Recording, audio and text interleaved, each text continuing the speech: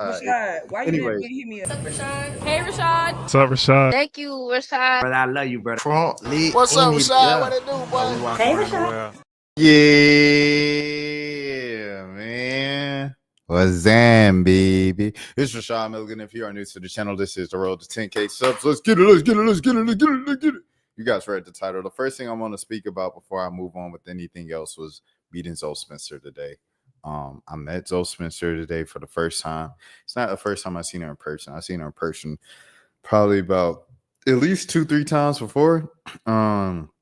First time might have been even before this, because you know, like, I'm from Atlanta, been around a lot of AMP events and stuff like that, but might have been Kai's basketball league, the little basketball association. That might have been the first time I met her. And met her, seen her in person and stuff like that.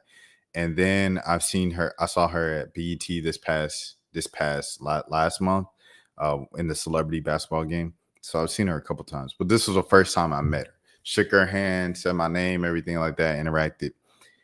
And bro, I'll say this, like, just to keep it 100% with you, keep it a stat. She was a nice person, bro.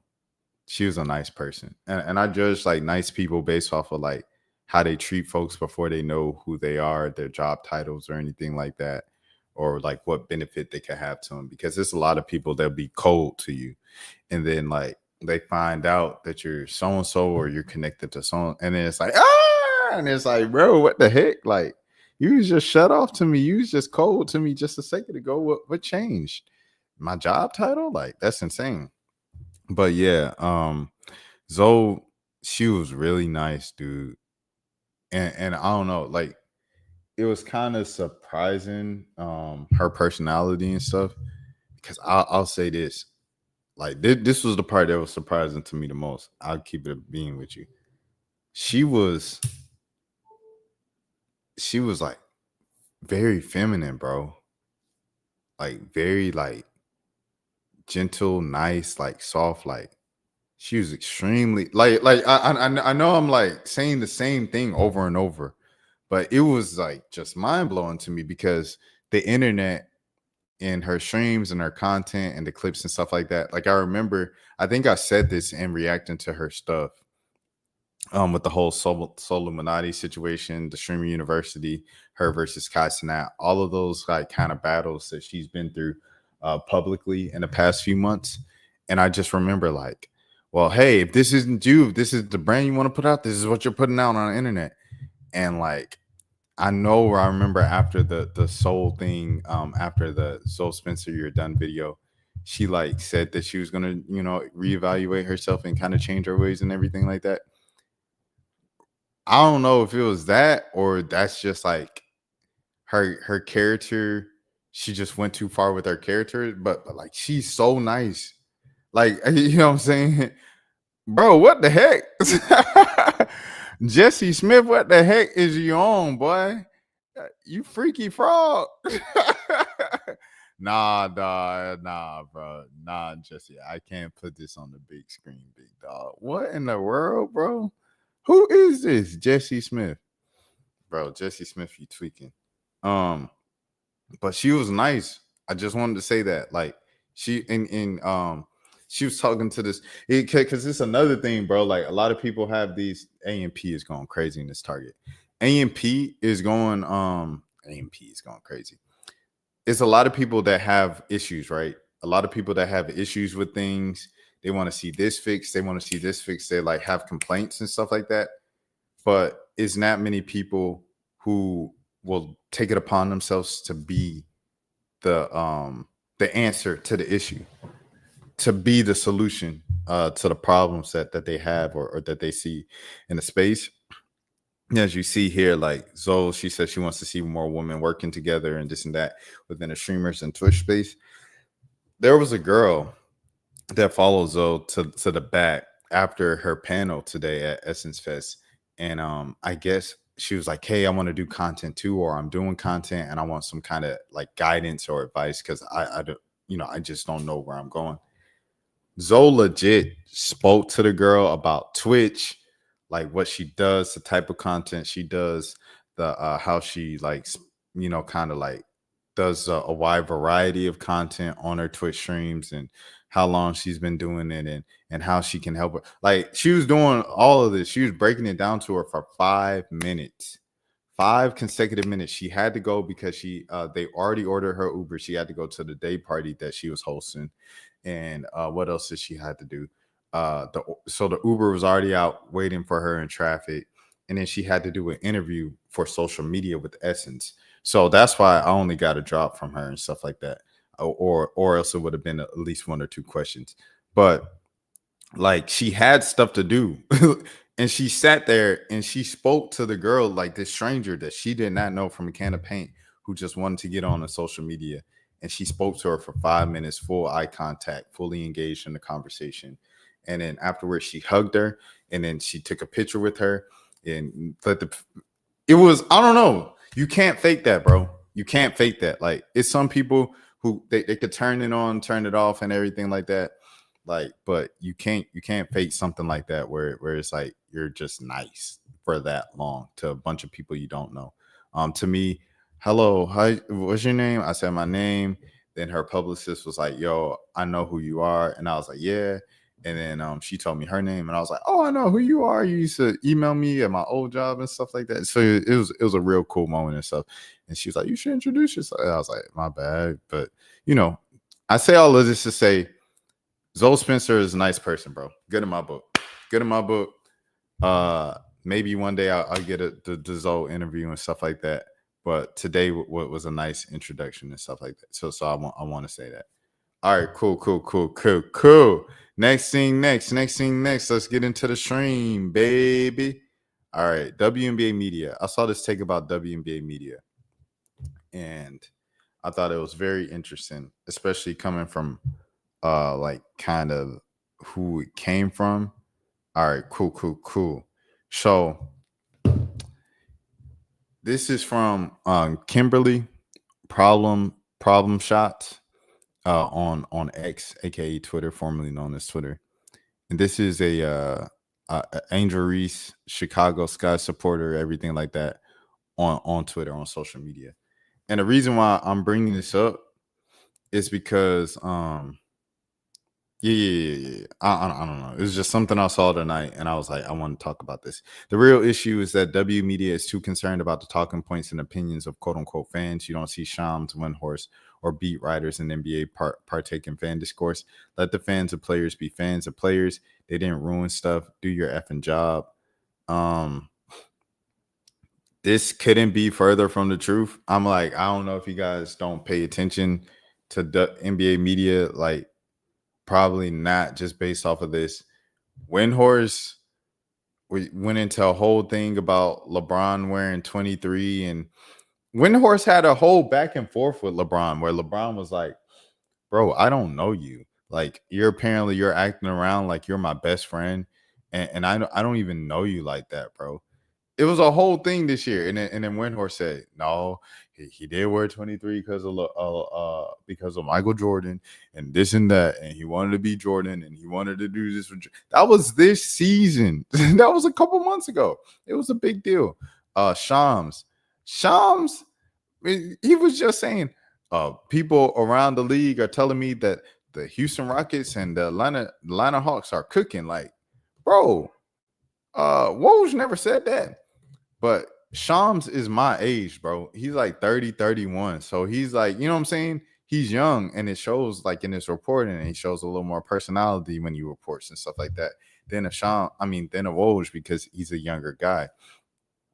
Beat writers in the NBA, the main thing that they write about in their columns and the main thing that they write about in their stories is based off of what the fans in the market want to hear stories about or have questions about. Like, that's the main job of a beat writer, is to be the voice for the fans, to get, the fans' questions straight from the product to the consumer and everything like that. Like, that's all it is. So I don't know where this whole thing, and like I said, it's kind of ironic coming from Chicago Sky and Angel Reese fans, because they literally had Annie Kossable I believe. I'm sorry. I think I butchered the pronunciation of her last name.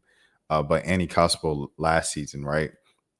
And they were just on Annie, like they didn't run her out of her job, but they were just like on her, bro. And Annie was like insider information.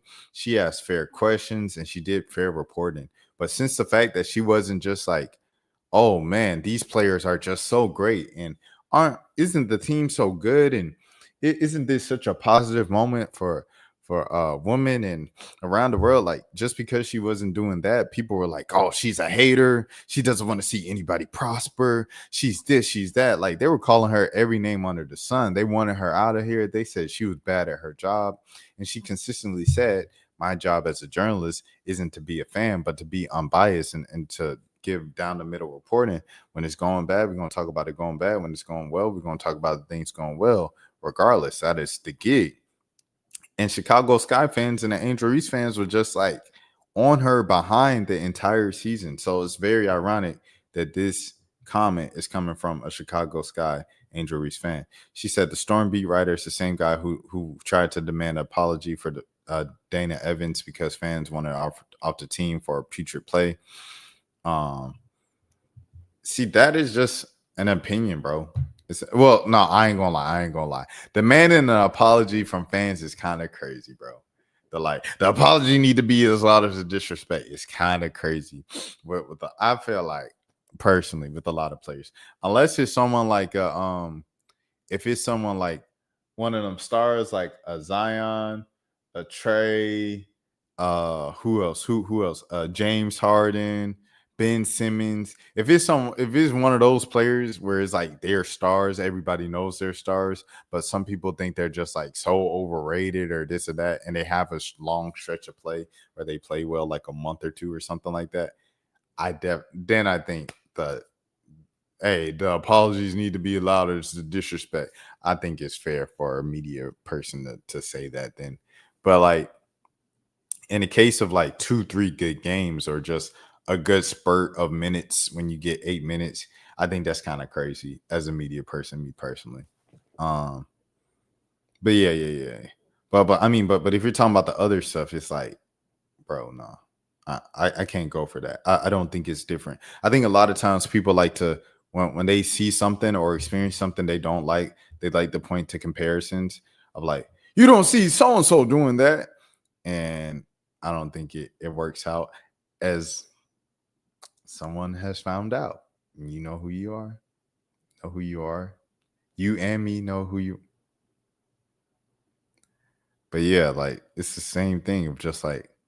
So you like to run to comparison of like this person does it the right way and you do it the wrong way. And it's not like that, bro. It's just not. I don't think that's the way to go with these things. All right, that's all I want to say with that. I'll let you guys drop in the comments. I know a lot of Indiana fans and Caitlin Clark fans think I'm just an Angel Reese stan and I can't be unbiased and I'm just the worst person ever, but it's mainly because I'm black. So next thing. W Flint. Flint finishes lead pipeline replacement with historic milestone, man. This happened a couple days ago. I never read it on stream or anything like that. So I want to give it the attention and applause that it deserves. Flint has made large progress in getting clean water for the first time since 2014, bruh. So hold on, I'm pulling up Little Miss Flint right now. So I have Little Miss Flint pulled up afterwards. All right, bet. And then we're going to see what she says about it. But first of all, we're going to read the press release. So, mind you, this is a press release, so it's going to be all positive. All right, you ready? Here we go. Flint, Michigan. A decade after contaminated water was found in Flint, Michigan's water system, the legal battle to replace water pipes is finished, a landmark milestone for a city defined by its dangerous water. Today, the state of Michigan submitted a progress report to the federal court confirming that more than 8 years after court-ordered settlement required Flint officials to replace pipes. Rest in peace to Eric Mays. Rest in peace to Eric Mays. Man, dog, he was a good person, man. He was another good person. And restored property damage. In the process, nearly 11,000 lead pipes were replaced and more than 28,000 properties were restored. There is no safe level of lead exposure. Thanks to the persistence of the people of Flint and our partners, we're finally at the end of our lead pipe replacement project. While this milestone is not all the justice our community deserves, it is a huge achievement, said Pastor Alan C. Overton of the Concerned Pastors for Social Action, quote unquote. We would not have reached this day without the work of so many Flint residents who worked to hold our leaders accountable. I have never been prouder to be a member of the Flint community. Flint residents never gave up fighting for safe drinking water in the face of government indifference, mistruths, and incompetence. I've been angry that officials poisoned the drinking water in my home and community, but I will always be proud that Flint inspired a federal rule requiring that every lead pipe in the country be replaced in the next decade. Flint changed America for the better, said Melissa Mays of The Water You Fighting For. The water you fighting for, quote unquote. In these challenging times for our country, marked by chaos and pain for so many, the story of Flint is a shining beacon of hope, said Manish Bapna, president of the NRDC, the Natural Resources Defense Council. It is a reminder of the power that we, the people of this country, hold. It's a reminder of why preserving American democracy is so essential. It's a reminder of what's possible if we stand up to the powerful forces and refuse to back down. Quote unquote, this day would not have come without the heroic efforts of the people in Flint who have fought violenti. Violenti, violent. I'm trying to. So you have. I know this word. I know the word. Do I know how to pronounce it off top? No. Valiantly. Okay, they're gonna cook me in the comments for that. Violently. For more than 10 years to ensure the city fulfilled its duty to replace these dangerous lead pipes, said Boncito Katiba, interim legal director of the ACLU of Michigan. Residents of Flint deserve and have always deserved access to clean, safe drinking water and property repairs, full stop. While we know that this is not a resolution for all the harms caused to the people of Flint from water crisis, we celebrate this long-awaited win alongside you. We are committed to our partnership and work beyond. Background. The Flint water crisis began in 2014 after cost-cutting measures and improper water treatment resulted in lead contaminated drinking water leaching out from the aging pipes into homes citywide. Health experts agreed that there is no safe level of exposure to lead, in addition to the long-known risks such as damage to children's brains and certain C words. The American Heart Association issued a formal scientific statement emphasizing that there is a significant evidence that exposure to lead is linked to numerous cardiovascular diseases such as stroke and heart attack. The risk of heart disease is especially high in populations of color and low social economic means.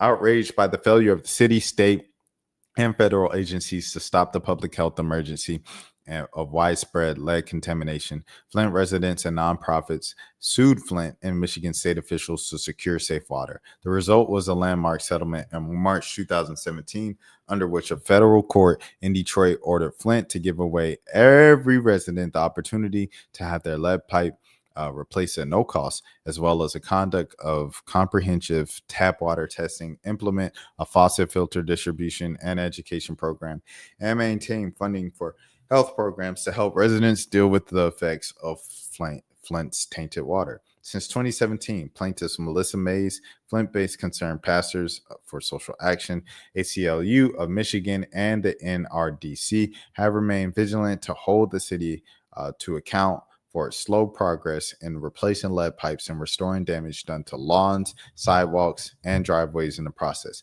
The group returned to the court 6 times in 6 years to ensure the city properly managed its lead pipe replacement program and that every eligible resident received the benefits guaranteed to them by the court-ordered settlement in the Safe Drinking Water Act lawsuit. The Flint water crisis changed the conversation about the environmental justice in communities across the country and drew attention to the lead issues across the U.S. It was also a reminder that people need safe drinking water no matter their race, income, or zip code, but not everyone has access to it. The story of Flint has inspired action in states, Congress, and even the White House to replace dangerous lead pipes so that no other community will face a crisis like Flint residents face. Congress allocated $15 billion to help cities and states identify and replace lead water pipes. Last year, President Biden's EPA issued a new federal rule requiring every lead pipe to be replaced within the next 10 years. The Trump administration has not agreed to honor the commitment, to replace every lead pipe, but a decision is due later this summer. And so the work continues. All right, so there you have it, people. All right. So let me go to Little Miss Flint to see her reaction to this whole thing, because Little Miss Flint gonna tell it like it is. She gonna tell it like it is. One thing about Little Miss Flint. Oh, buddy. Oh man, hold on, little twin. Florida doesn't mess around. 1 week ago, the DOJ approved alligator Alcatraz that it's already ready. They built this in 1 week. Wow. What about using that same energy for schools and homeless shelters? Here it is. Oh, man. She ain't buying it. Little Miss Flint ain't buying it, bro. I think the first red flag was the fact that she wasn't quoted in a press release. 11 years after one of the nation's most devastating water crises, all lead pipes in Flint, Michigan have been replaced. Nearly 100,000 residents were exposed to lead after officials switched the city's water source, according to the CDC. And this is her reaction. That's it. So I assumed that was a lie. And she said, bingo. Did they do it only in a few areas? Abandoned homes and torn down home lines weren't touched. So all they did was just in the ground. A lot of people say their lines were never checked at all, but the city... Man, Big Nate was Zambo. Yes, sir. Big Nate in the building.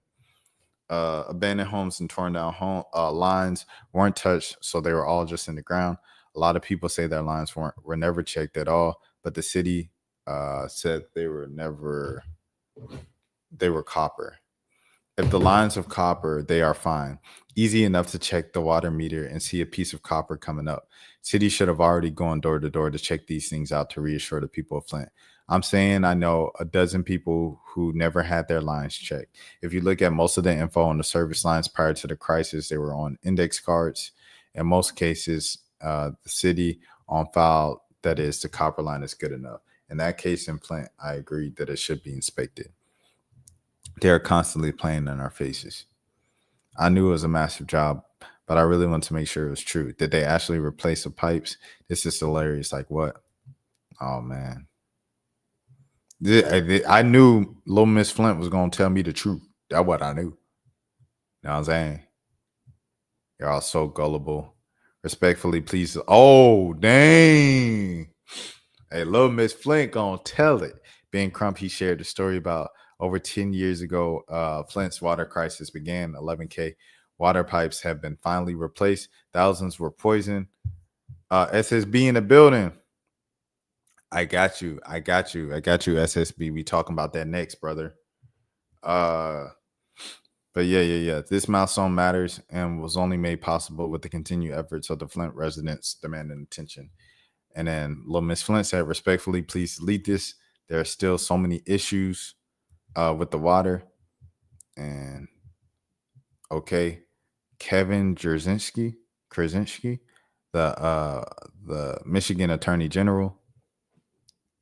So they said, speaking for the vulnerable and voiceless, Sheriff Swanson, I have retained by a pair of brave women that were arrested at the Flint City Council meeting, seeking to redress the grievances about corruption. They were unnecessarily put in your jail for a few days. And then she said, are you going to stand up for the black woman that was not only arrested, but assaulted during city council the week before that? Little Miss Flint be on the head, boy. Shout out to Miss Flint. Lake Lanier has so many bodies. It's pretty much a haunted house, 100%. It is haunted. If you guys don't know the history behind it, bodies been buried under it's haunted like grounds and stuff like that. That's the reason why people keep dying over there and stuff. And tragedies keep happening over there. Shortage of water in some parts will make it inhabitable. It's gotta be, bro, man. It's crazy. Oh, dang. Sorry, but I don't see anybody celebrating the fact that they fixed all the lead pipes in Flint and in the water crisis today after 11 years. They can trust their tap water for the first time in 11 years. And then she said, finally, they listened, little Miss Flint. Thank you. And she said, only they didn't. Dang, this is crazy, bro. This is crazy, dog. I ain't gonna lie to you. You right. I'm sorry. Oh, did little Miss Flint say something? Being happy that people are finally getting clean water, agreeing that it took 11 years harming people to do it. Dang. Don't see anyone celebrating. Y'all didn't go to little Miss Flint's page? Anyways, we'll leave it at that, bro. Shout out to little Miss Flint. Calling out the real, everything like that with the Flint situation. Cause I seen people talk about it. Like someone texted me about it. Mo texted me about it the other day. And I was like, oh snap, shout out to Flint. And but I knew it's a story, and then it's what little Miss Flint gonna say. You always go to the people because the people are always gonna give you the real on the situation. Something will seem good, and then you go to the people on the grounds there in the community, and they'll tell you what it really is. And I always appreciated that. So with that being said, let's get into it, man. The tragedy that happened in Texas. We definitely want to pray for all the victims in Texas and Dallas, to be specific. First time I heard about this was yesterday, I want to say. I saw it on Facebook. This lady, and I need to get a canoe. Like all jokes aside, I need to get a canoe. I need to get a boat. Well, not a boat, but a canoe. I need to get a canoe, or a raft, a water raft.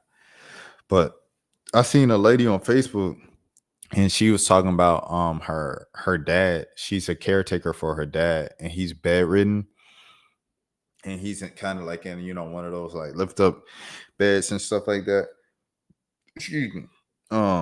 He don't have the strength to just get up and get out the house. And their whole house was flooded all the way up to the bed. So she was like, I need help getting my dad out. Anybody can help. Anybody has a water raft or anything like that and can bring it to a house. This is where we're located. We're in Dallas, Texas. The floods. I was like, man, it's flooding like that in Texas. I never seen something like that. So definitely crazy. And then to see earlier today, I seen a statement from the Dallas Mavericks saying, we're praying for all the victims of the tragedy and this and that. And anytime the sports team puts out an official like statement about it, something that happened in the community, is usually pretty serious. And then I've seen the actual numbers. The number that I saw, it was like 48 passed away so far. I don't know if that number's been confirmed or not. So we'll see from the CBS News story. So yeah, 2 Dallas sisters among the dozens unalived in the Central Texas flooding. More floods compared to previous years. Oh, you know what that means, SSB. GG's, you better get right with the one that you believe in. Whatever you believe in, whoever you believe in, you better get right with them because it's looking like GG's. I ain't gonna lie to you.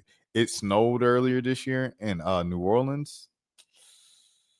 Floods in Texas, more floods than ever. GG's. 100-degree weather in New York. I know that's not too crazy, but it's been a hot summer, bro. It's been a hot summer. And I feel like every year we say that, especially the past few years, we're saying like it's a hot summer.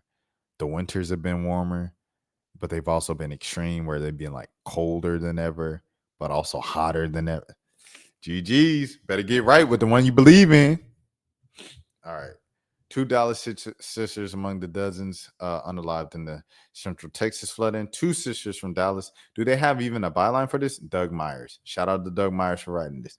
2 sisters from Dallas, 13-year-old Blair Harbor and 11-year-old Brooke Harbor, were among the dozens of lives lost in a catastrophic floods that swept through Central Texas early Friday. Their passings were confirmed Saturday by St. Rita Catholic Community. Blair was preparing to enter the 8th grade. Oh my gosh. And Brooke was set to enter the 6th grade. Jeez Louise. At St. Rita Catholic School. Rest in peace to those young sisters. Sisters were not at Camp Mystic. The sisters were not attending Camp Mystic, where up to 25 campers remained missing, but were in the area when the flooding occurred. In their memory, St. Rita held a prayer service at 4 p.m. on Saturday to grieve and honor the lives of the 2 young girls. That's terrible, bro. The girls were staying with their grandparents along the Guadalupe River, who remain unaccounted for, according to the church. Oh, man. So the grandparents unaccounted for? Their parents were in a separate cabin and were not harmed. Oh, that's tough. Please keep the Harbor family in your prayers during this time of profound grief. May our faith, our love, and our St. Rita community be a source of strength and comfort in the days ahead, said FR. What's FR? Freshman? What's FR? Anybody know what FR is? Let me see. FR. For in the church? What does FR stand for in the church? What does FR stand for? Father. Okay. It stands for father. All right. So said Father Joshua J. Whitfield, pastor and correspondence to church members. That's the first time I've seen that. Flooding. Oh man, unalivened toll rises to 47. At least 47 people are unalive in the Central Texas in what officials have called a mass casualty event. Excuse me, I apologize. Mass casualty event after the devastating flash floods slammed Hill County, with water rescues taking place along the Guadalupe River. Camp Mystic hit hard by the flood waters. Among the missing are up to 25 campers from Camp Mystic, an all-girls summer camp that was severely impacted when the Guadalupe River surged unexpectedly. The river rose 26 feet in just 45 minutes after a stationary storm system dumped far more rain than forecasted over the river's north and south forks. River reached near record levels. The flooding overwhelmed the region, including the city of Kerrville, where the Guadalupe River reached the second highest level on record. Hundreds rescued by air and boat. Emergency responders have rescued 850 people, including 160 by air. The U.S. Coast Guard has assisted in saving more than 220 lives. Search efforts continue using helicopters, drones, and ground teams. Federal and state responses are underway. Officials, including Governor Greg Abbott and Homeland Security Secretary Kristi Noem, have mobilized state and federal resources. President Trump has pledged full federal support. Communities face widespread damage. Local leaders and residents describe the destruction as unprecedented. Many areas remain without power or access, and families are still searching for loved ones. The emotional toll on survivors and first responders continues to grow as recovery efforts continue to press on.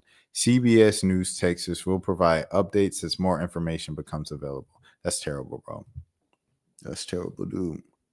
Terrible, dog. Yeah, rest in peace. Terrible tragedy, man. 47 families who are going to have to, grieve the loss of loved ones. And to all the families with missing loved ones, best of luck to them and prayers for them for like their sanity, because you can only imagine what's going through their mind right now and things of that sort. Final thing of the night, man. Then we getting out of here. American Idol. The winner, he turned down the key to the Mississippi City after receiving unalive threats. Jamal Roberts, the winner of American Idol season 23, is turning down the key to the city in Laurel, Mississippi after resident ire and vitriol. And this was written by who on Black Enterprise? Candace Edwards. Shout out to Candace Edwards of Black Enterprise. American Idol winner Jamal Roberts turned down the key to an unknown Mississippi city. Oh, hold on now. Let's not be disrespectful. Laurel's right there by Hattiesburg. Laurel, you know what I'm saying? Like, okay, let's, you know what I'm saying? Candace must be from, where's she from? She must be from the city. She must be from dang New York. If you talk, not too much on Mississippi. But hey, she's saying, hey, if they going to put in threats, we going to talk down on them. Ain't no need to respect them. Hold on. Let me see where Candace Edwards from. Latonia, Louisiana. Hold on now. Auntie Magazine. I want to check the LinkedIn. But like I feel like that be too intrusive to do that on stream. Where's she from? Latonia, Louisiana? Don't tell me you from Latonia, Louisiana. Now I'm in your thing that you seen now. She from Latonia, bro. Latonia, Georgia. Oh, let me add her. I'll add her. I'm already on the page. She seen that I looked at her page. I might as well. Look at all these notifications on LinkedIn. I do not be on LinkedIn. Anyways, we lost the plot. Let's get back to it. Let me take this out the screen. Texas leadership are never prepared for these situations. You see it, bro. You see it scrambling. Shout out to my gal right here over here, Black Enterprise. That's my dog. Shout out Black Enterprise, man. They got some good folks over there. Anyways, lock in, Rashad. That's crazy that you call. You know what I'm saying? Like that's crazy, dog. Like not too much on Laurel, not too much on Mississippi. Sit, boys. The singer, a native of Mississippi, is receiving accolades and praise for his national success.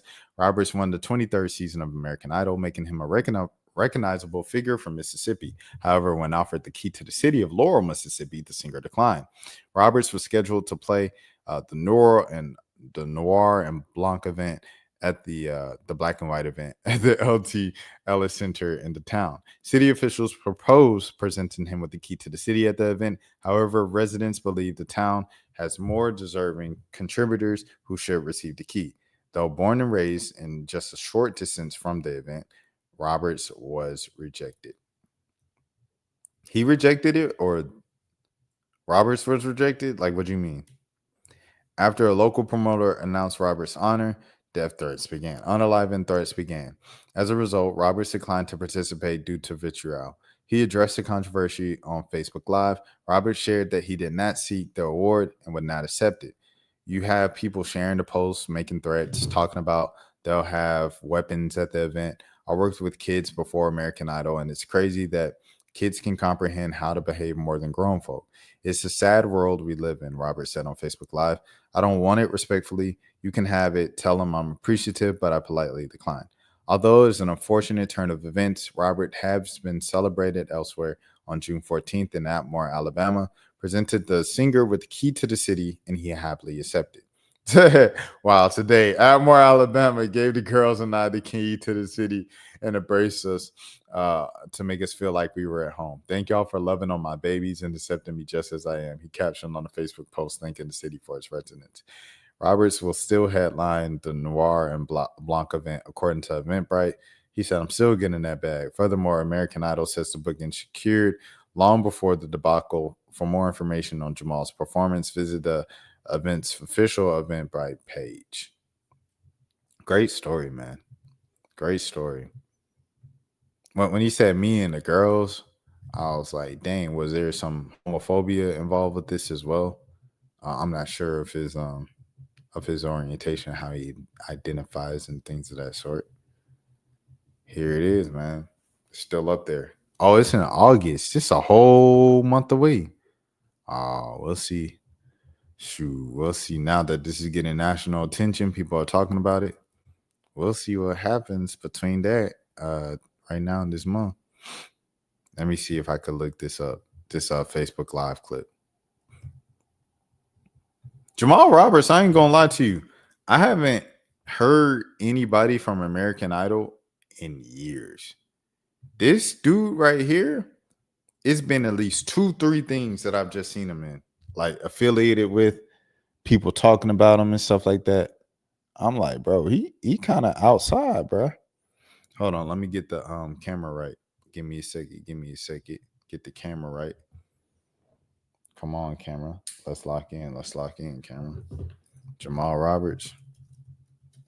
I appreciate everybody's patience, things of that sort. All right, hold on. Where we at? I'm glad he's promoting himself. Yeah. I'll pull it up so you guys see what I'm seeing on the Twitter. I'm glad he's promoting himself.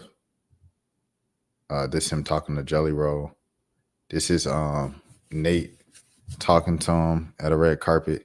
Like I said, bro, like he just he's on the Brandy and Monica. So it was 3 different times I talked about him. It was the Brandy and Monica tour. It was the what else did he do that we talked about a lot on the channel? When Fantasia spoke to him at the show and she said, yo, this is what's going on here. And you know, the industry, I'm about to switch to the webcam. This is what's going on in the industry here.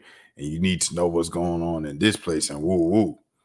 He rejected it because he thinks others are more deserving. That's okay with me. I don't think he rejected it because of that. I think he rejected it because they were like, yo, why he deserve it? We gonna have our weapons. He said, okay, y'all don't want me. The community don't want me. I'm gonna keep it pushing. But yeah. I say all of this to say what I want to say.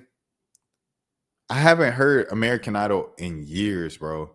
Like when they had J-Lo and like Keith Urban, and they just started getting random celebrities to become judges, Katy Perry to become judges of American Idol, I was way tapped out.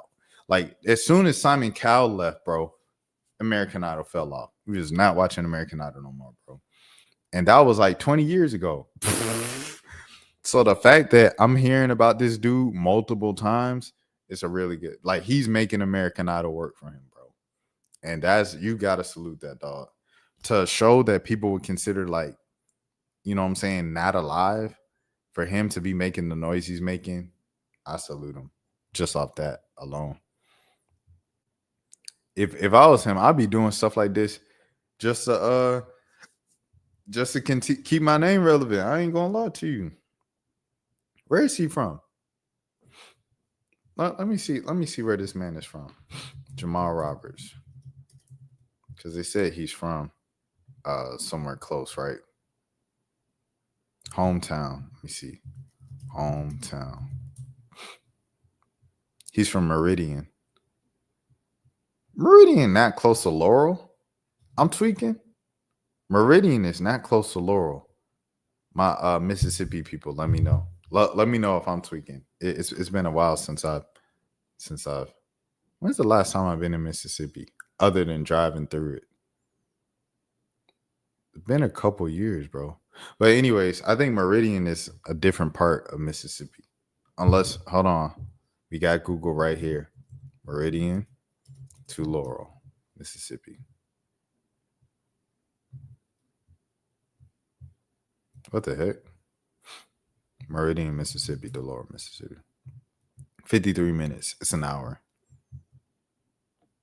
I didn't know it was that close. How far is Meridian from Jackson? Because that's how I'm thinking about it.